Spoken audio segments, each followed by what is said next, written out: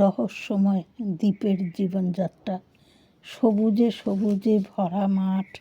রহস্যময় দ্বীপে মাত্র 2টি পরিবার বাস করে। রহস্যময় ধুধু মাঠে চাষাবাদ করে চলে জীবন।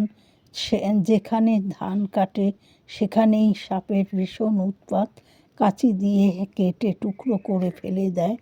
এমন নির্জন কোনো মানুষ নেই, শুধু নির্জনতা। ভয় লাগলে কী করবে, সব সহ্য করে চলে চাষবাস।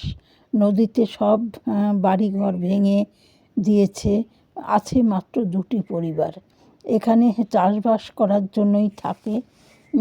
বিদ্যুৎ নেই, বাড়িতে হ্যারিকেনের আলোতে চলে। গরু ছাগল পালন করে, মাঠ থেকে ঘাস নিয়ে বাসায় ফেরে। ফাঁকা জায়গা,